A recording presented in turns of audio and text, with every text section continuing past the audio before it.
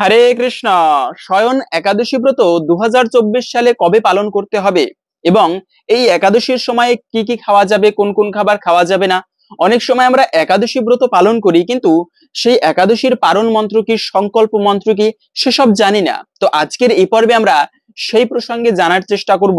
ব্রহ্মবৈবর্ত পুরাণে এই স্বয়ং একাদশী প্রসঙ্গে বিশেষ মাহাত্ম্য বর্ণনা করা হয়েছে। সনাতন ধর্মের 24টি একাদশীর মধ্যে একটা বিশেষ এবং গুরুত্বপূর্ণ একাদশী ব্রত হচ্ছে এই স্বয়ং একাদশী ব্রত। যে ব্রত পালন করলে ব্রহ্মবৈবর্ত পুরাণে বলা হয়েছে তার কখনো অন্যের অভাব হয় না, সেই ব্রত প্রসঙ্গে আজকের এই পর্বে আমরা জানার চেষ্টা করব। এবং পারণ মন্ত্র, সংকল্প মন্ত্র একটা গুরুত্বপূর্ণ বিষয়। আমরা একাদশী করি, কিন্তু সংকল্প ছাড়া, পারণ ছাড়া, বলা আছে সংকল্পবিহীন যে ধর্মানুষ্ঠান করা হোক না কেন তার সম্পূর্ণ ফল লাভ করা যায় না।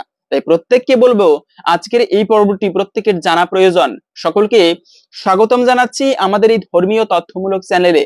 আমরা চেষ্টা করি এরকম সনাতন ধর্মের গুরুত্বপূর্ণ তথ্যগুলোকে আপনাদের সাথে উপস্থাপন করতে, শেয়ার করতে। তাই আসুন আগামী কিছুক্ষণ সময় একসঙ্গে ধৈর্য ধরে আজকের এই গুরুত্বপূর্ণ প্রসঙ্গ জেনে নেই। আশা করছি এই তথ্যগুলো আপনাকে অবশ্যই সমৃদ্ধ করবে। ভালো লেগে থাকলে অবশ্যই একটা লাইক করে যাবেন। কমেন্টে স্বয়ং একাদশীর নামটি একবার হলেও অথবা ভগবান বিষ্ণুর নামটি একবার হলেও লিখে যাবার অনুরোধ জানাচ্ছি। দেখেন, প্রথমত হচ্ছে যে এই একাদশী ব্রত যারা পালন করবে তাদের জন্য বলা হয়েছে জীবনে কখনো অন্যের অভাব হয় না ভগবানের কৃপায়। বলা হয়েছে পৃথিবীতে একবার যেই মানে পৃথিবীতে বৃষ্টি হচ্ছিল না, তখন অন্যের অভাব দেখা দিয়েছে এবং মান্ধাতা নামে একজন রাজা এই ব্রত পালন করার মাধ্যমে সেই অন্যের সেই বৃষ্টি হয়েছিল এবং অন্যের অভাব দূর হয়েছে। তাই প্রত্যেকের, যে ব্যক্তি জীবনে অন্ন দান করে না, মানে বাড়িতে কোনো অতিথি আসলে, ভিখারি আসলে তাদেরকে অন্ন দেয় না, জীবনে কোনো অন্ন দান করে না, পরের জন্মে গিয়ে তাদের জীবনীতে অন্যের অভাব দেখা দেয়, এটা শাস্ত্রে বলা হয়েছে। সেজন্য জীবনে একবার হলেও আমাদের অন্ন দান করা উচিত। জগতে যত প্রকার শ্রেষ্ঠ দান রয়েছে তার মধ্যে একটা শ্রেষ্ঠ দান হচ্ছে অন্ন দান করা। প্রত্যেকের কখনো না কখনো অন্ন দান করা উচিত। তাই এরকম অন্যের অভাব বলা হয়েছে এই একাদশী ব্রত পালন করার মাধ্যমে ভগবানের কৃপায় সেই অন্যের অভাব দূর হয়। কিন্তু কথা হচ্ছে আর একটা খুবই গুরুত্বপূর্ণ বিষয়, কেন এই স্বয়ং একাদশী এতটা শ্রেষ্ঠ এবং এই একাদশীর নাম কেন স্বয়ং একাদশী হলো। তার কারণ হচ্ছে স্বয়ং ভগবান বিষ্ণু, আমরা যারা একটু শাস্ত্রের তথ্যগুলো জানি তারা ভালো করে এই বিষয়টা বুঝতে পারবেন। ভগবান বিষ্ণু যে কারণ সমুদ্রে শয়ন করা রয়েছে, দেখবেন সাপের উপরে, সেটা হচ্ছে সর্প বলরাম বলা হয়েছে, সেই সর্পের উপরে ভগবান বিষ্ণু কারণ সমুদ্রে শয়ন করে আছে এবং তার পদসেবা করতেছে মা লক্ষ্মী। তো ভগবান বিষ্ণু এই শয়ন একাদশী থেকে তিনিও কিন্তু নিদ্রা যায়, তবে তার যে ঘুম আর আমাদের সাধারণ মানুষের ঘুম এটা সাধারণ নয়, এক নয়। কিন্তু সেই ভগবান বিষ্ণু যে শয়ন করে মানে যোগনিদ্রায় যায়, সেটা কিন্তু এই শয়ন একাদশী থেকে। এই দিনটি থেকে ভগবান বিষ্ণু তিনি শয়ন যায়, যোগনিদ্রায় যায়, বিধায় এই একাদশীর নাম হয়েছে শয়ন একাদশী। সেজন্য খুবই গুরুত্বপূর্ণ একাদশী এটি। এই একাদশী ব্রত প্রত্যেকের ভক্তি শ্রদ্ধার সহিত পালন করা উচিত। ভগবান বিষ্ণুর বিশেষ কৃপা লাভ হয়, তার জীবনের অমঙ্গল দূরীভূত হয়। যারা সুখ শান্তি লাভ করতে চান, জীবনে সুখী হতে চান, শান্তি প্রাপ্ত করতে চান, তাদের জন্য বলা হয়েছে এই ব্রতটি শ্রদ্ধা এবং ভক্তির সহিত পালন করা উচিত। এই একাদশী থেকে ভগবান বিষ্ণু যোগনিদ্রায় যায়। কিন্তু এই একাদশী ব্রতটি কথা হচ্ছে কবে পালন করতে হবে, আমরা তো তাই জানলাম না স্বয়ং একাদশী ব্রত কবে পালন করতে হবে। সেটি হচ্ছে, মনে রাখবে, আগামী 17ই জুলাই বুধবার, আবারও বলে দিচ্ছি, আগামী 17 জুলাই বুধবার এই স্বয়ং একাদশী ব্রত পালন করতে হবে। তাহলে তো এই জানলাম যে 17 জুলাই পালন করতে হবে বুধবারে, কিন্তু পারণ একটা গুরুত্বপূর্ণ বিষয়। সেই পারণটা কখন করতে হবে? একাদশী ব্রত আপনি অনেক কষ্ট করে একাদশী ব্রত করলেন, তারপরে হচ্ছে আপনি ফলমূল কিছু না খেয়ে, জল পর্যন্ত না পান না করে একাদশী ব্রত করলেন, কিন্তু সঠিক সময়ের মধ্যে যদি পালন না করেন তবে কিন্তু সেই একাদশী ব্রতের সম্পূর্ণ ফল আপনি লাভ করতে পারবেন না। তো পালন করতে হবে মূলত বুধবারের পরে বৃহস্পতিবার, পালন করতে হবে 5টা 21 মিনিট থেকে 9টা 50 মিনিটের মধ্যে। এই সময়টুকুর মধ্যে আপনারা প্রত্যেকে পালন করে নেবেন।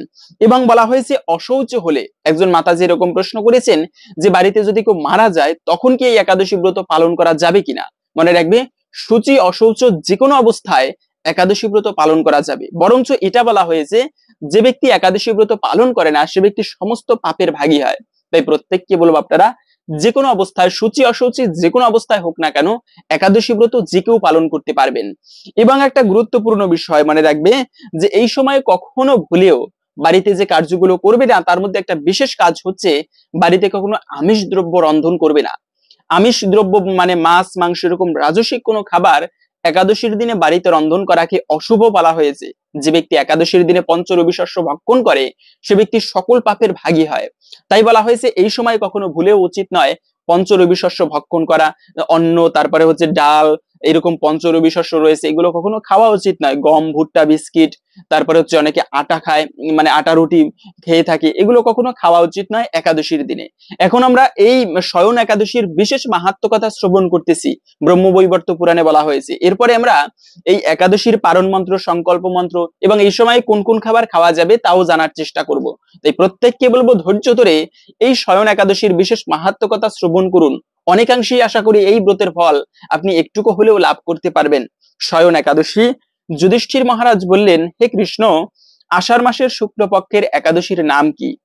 এর মাহাত্ম্যই বা কি, তা কৃপা করে আমাকে বর্ণনা করুন। শ্রীকৃষ্ণ বললেন, ব্রহ্মা এই একাদশী সম্পর্কে দেবর্ষি নারদকে যা বলেছিলেন আমি সেই আশ্চর্যজনক কথা তোমাকে বলছি। শ্রী ব্রহ্মা বললেন, হে নারদ, এ সংসারে একাদশীর মতো পবিত্র আর কোনো ব্রত নেই। সকল পাপ বিনাশের জন্য এই বিষ্ণুব্রত পালন করা একান্ত আবশ্যক। যে ব্যক্তি এই প্রকার পবিত্র, পাপ নাশক এবং সকল অভিষ্ট প্রদাতা একাদশী ব্রত না করে তাকে নরকগামী হতে হয়। আষাঢ় মাসের শুক্লপক্ষের এই একাদশী শয়ন নামে প্রসিদ্ধা। শ্রী ভগবান ঋষিকেশের জন্য এই ব্রত পালন করতে হয়। এই ব্রত সম্বন্ধে এক মঙ্গলময় পৌরাণিক কাহিনী আছে, আমি এখন তা বলছি। বহু বছর পূর্বে সূর্য বংশের মান্দাতা নামে একজন মহর্ষি, রাজর্ষি ছিলেন। রাজর্ষি বলা হয়েছে কাকে?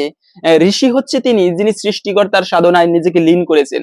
রাজর্ষি হচ্ছে যিনি রাজা হয়েও ঋষিদের মতো জীবন যাপন করে, কোনো ভোগ বিলাসের প্রতি আসক্ত নয়, তিনি হচ্ছেন রাজর্ষি। তো এই মান্দাতা নামে একজন রাজর্ষি ছিলেন। তিনি ছিলেন সত্য প্রতিজ্ঞ এবং প্রতাপশালী চক্রবর্তী রাজা। প্রজাদেরকে তিনি নিজের সন্তানের মতো প্রতিপালন করতেন। সেই রাজ্যে কোন রকম দুঃখ, রোগ ব্যাধি, দুর্ভিক্ষ, আতঙ্ক, খাদ্যাভাব এবং কোন রকম অন্যায় আচরণ ছিল না। এইভাবে বহুদিন অতিবাহিত হলো, কিন্তু এক সময় হঠাৎ দৈব দুর্বিপাকে ক্রমাগত 3 বছর সে রাজ্যে কোনো বৃষ্টি হয়নি। দুর্ভিক্ষের ফলে সেখানে দেবতাদের উদ্দেশ্যে দান, মন্ত্রের সাহা, শ্রদ্ধা ইত্যাদি শব্দ বন্ধ হয়ে গেল। এমনকি বেদ পাঠও ক্রমশ বন্ধ হলো। তখন প্রজারা রাজার কাছে এসে বলতে লাগলো, মহারাজ, দয়া করে আমাকে মানে আমাদের কথা শুনুন। শাস্ত্রে জলকে নার বলা হয়েছে, সেই জলে ভগবানের অয়ন অর্থাৎ নিবাস।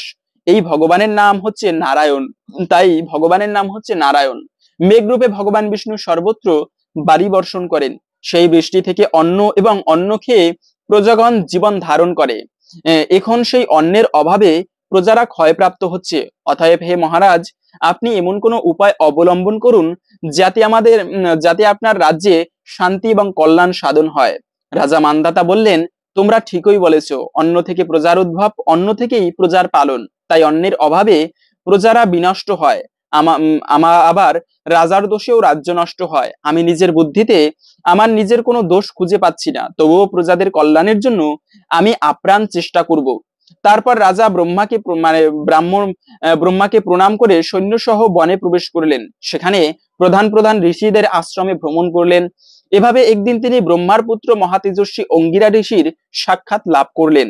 তাকে দর্শন মাত্রই মহারাজ মহা আনন্দে ঋষির চরণ বন্দনা করলেন। মুনি তাকে আশীর্বাদ করল এবং কুশল জিজ্ঞাসা করল। রাজা তখন তার বনে আগমনের কারণ সবিস্তারে ঋষির কাছে জানালেন। ঋষি অঙ্গিরা কিছু সময় ধ্যানস্থ থাকার পর বলতে লাগলেন, হে রাজন, এটি সত্য যুগ। এই যুগে সকল লোক বেদ পরায়ণ এবং ব্রাহ্মণ ছাড়া অন্য কেউ তপস্যা করে না। এই নিয়ম থাকা সত্ত্বেও এক শূদ্র এ রাজ্যে তপস্যা করছে। তার এই অকার্যের জন্যই রাজ্যে এই দুর্দশা। তাকে যদি আপনি বধ করতে পারেন তাহলে এই দোষ দূর হবে। মহারাজ বললেন, হে মুনিবর, তপস্যাকারী নিরপরাধ ব্যক্তিকে আমি কিভাবে বধ করব? আমার পক্ষে সহজসাধ্য কোনো উপায় থাকলে আপনি তা দয়া করে আমাকে বলুন। তদুত্তরে মহর্ষি অঙ্গিরা বললেন, আপনি আষাঢ় মাসের শুক্লপক্ষের শয়নী নামে প্রসিদ্ধা একাদশী ব্রত পালন করুন। এই ব্রতের প্রভাবে নিশ্চয়ই রাজ্যে বৃষ্টি হবে। এই একাদশী সর্বসিদ্ধি দাত্রী এবং সর্ব উপদ্রব নাশকারী। হে রাজন, প্রজা এবং পরিবারবর্গ সহ আপনি এই ব্রত পালন করুন। মুনিবর্গের কথা শুনে রাজা নিজের প্রাসাদে ফিরে এলেন। আষাঢ় মাস উপস্থিত হলে রাজ্যের সকল প্রজা রাজার সাথে এই একাদশী ব্রত অনুষ্ঠান করলো। এবং ব্রত প্রভাবে প্রচুর বৃষ্টিপাত হলো, কিছু কালের মধ্যেই অন্যের অভাব দূর হলো, ভগবান ঋষিকেশের কৃপায় প্রজাগণ সুখী হলো। এই কারণে সুখ এবং মুক্তি প্রদানকারী এই উত্তম ব্রত পালন করা সকলেরই কর্তব্য। ভবিষ্যৎ পুরাণে যুধিষ্ঠির শ্রীকৃষ্ণ সংবাদে এই একাদশী মাহাত্ম্য বর্ণনা করা হয়েছে। তো এই ছিল মূলত একাদশী ব্রত কথা। এবং এই একাদশী ব্রতের পারণ মন্ত্র, সংকল্প মন্ত্র কি, পারণ মন্ত্রটা বলে দিচ্ছি। পারণ মন্ত্র হচ্ছে, আপনারা পারণ করার সময় এই মন্ত্রটা বলে পারণ করতে হয়। সেটা হচ্ছে অজ্ঞান তিমিরান্দস্য ব্রত নানিন কেশব প্রসিদ সুমুখনাথ জ্ঞান দৃষ্টি প্রদভাব, এই মন্ত্র বলে আপনারা পারণ করবেন।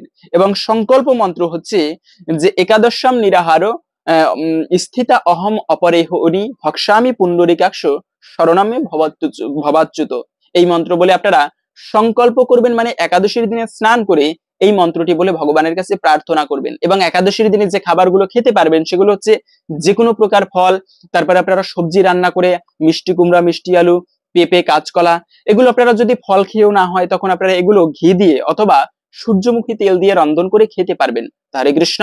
যদি আজকের এই গুরুত্বপূর্ণ তথ্যগুলো জেনে আপনি সমৃদ্ধ হয়ে থাকেন, অবশ্যই একটা লাইক করে যাবেন এবং কমেন্টে আপনার ইষ্ট দেবতার নামটি অথবা শয়নী একাদশীর নামটি একবার হলেও লিখে যাবার অনুরোধ জানাচ্ছি। ভগবানের কৃপায় সকলের জীবনে মঙ্গল হোক এই কামনা করে আজকের ভিডিওটি এখানে সমাপ্ত করছি। হরে কৃষ্ণ।